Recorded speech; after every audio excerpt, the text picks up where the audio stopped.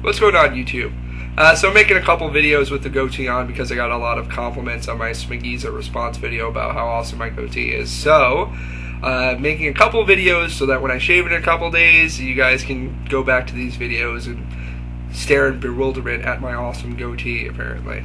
But in case you're wondering what I've done with my time, that I haven't been posting as many videos, I figured I'd make this video as a good example.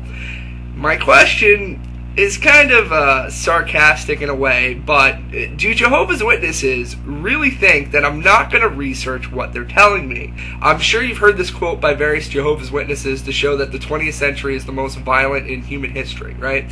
3 times as many people fell to victim in war in the 20th century as in all the wars from the 1st century AD to 1899. Of course, there's no publication given, page number, any sort to kind of help locate this quote.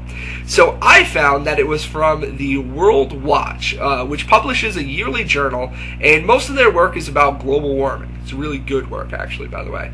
I figured, what the hell, I might as well contact this company to see exactly what this quote is referring to and where they're getting the material from.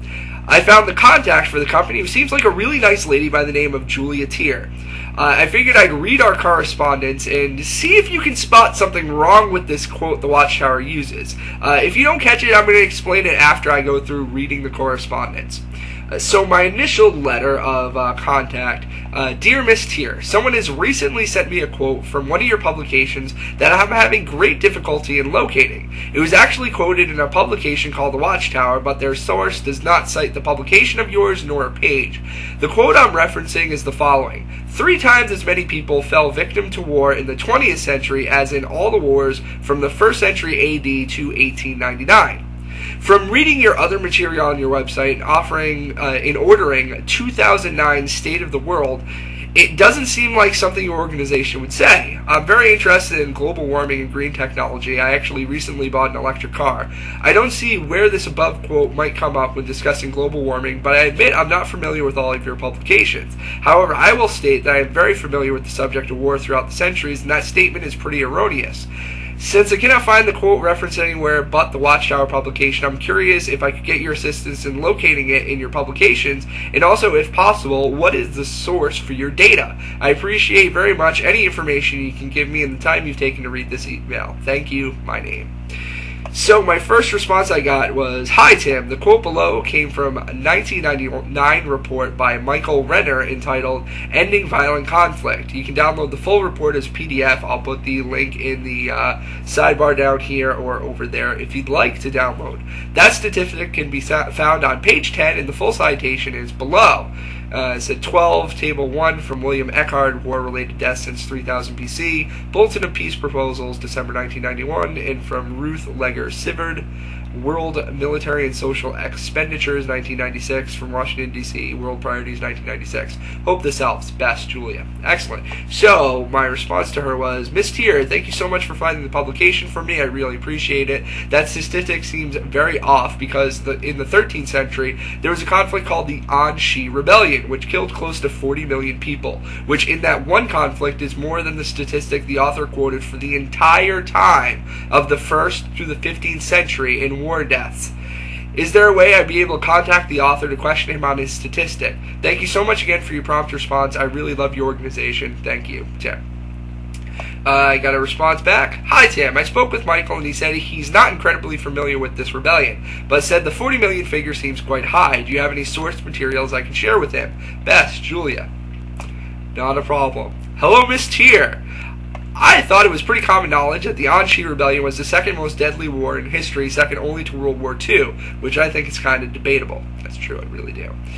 I ordered some books on it from the library, but they haven't come in yet. However, there's a couple links that discuss the rebellion and its casualties. So I put 1, 2, 3, 4, 5 links.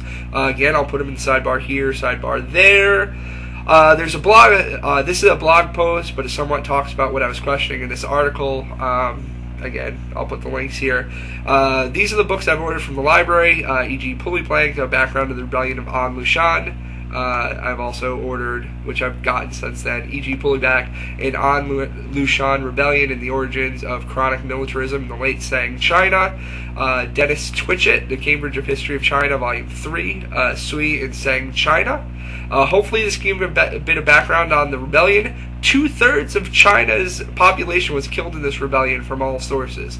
Actually, it makes it worse if you take into account human population at that time. In our numbers, if 2/3 of China passed away, it would be 886,696,362 people. Crazy when you think about it, huh? Thank you so much, Tim.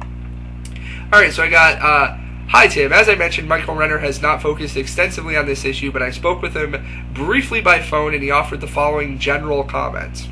Some quick research revealed that the claimed number of victims is speculative and might be exaggerated. We would at the very least be very, very cautious before citing any firm numbers. Most of the victims likely died due to starvation because conflict interrupted agricultural systems. So a direct comparison with World War II, where most victims died because of direct use of violence, seems unsuitable.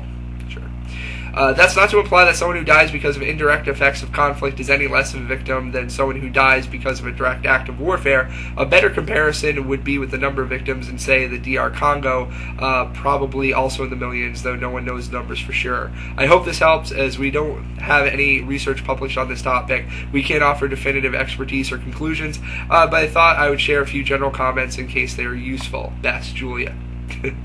My last response, I just said, thank you, Julie. I appreciate the extensive follow-ups that you've done regarding this issue. Thank you, Tim.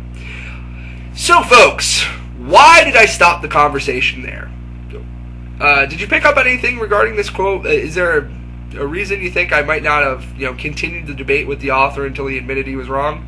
The author had no earthly idea what the An Shi Rebellion was, yet he felt qualified to make a comment that warfare in the 20th century was 3 times more deadly than any century preceding it. In fact, the author wasn't even familiar with it at all. Now, the reason I ended the conversation, first off, this was a business email that I was sending to. I wasn't about to start a giant debate over the facts, which the author was obviously grossly ignorant to. I could tell by his general remarks there was going to be no correction, as the author had already gone into apologetic mode and coming up with excuses why he didn't include the data in his calculations.